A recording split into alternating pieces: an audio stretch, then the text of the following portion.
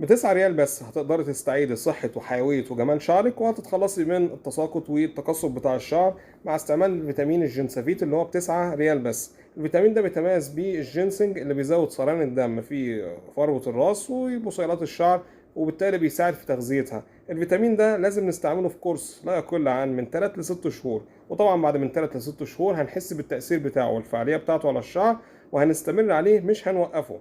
لو الفيتامين ده مش موجود، في فيتامين اللي هو الاستريس تاب زنك، ده بيتميز فيه الزنك مع مجموعة فيتامينات وأملاح معدنية بتغذي بصيلات الشعر وبتساعد في نمو الشعر. أهم حاجة الاستمرارية عليه فترة لا تقل عن 3 شهور، وطبعا بعد 3 شهور مش هنوقفه، هنستمر عليه. يعني بعد 3 شهور هتحس بنتيجة وهنكمل عليه مدى الحياة.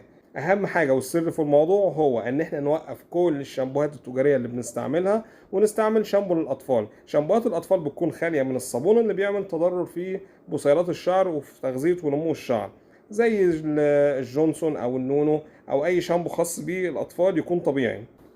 يلا ابتدي استعمل الفيتامين دكتور اوت.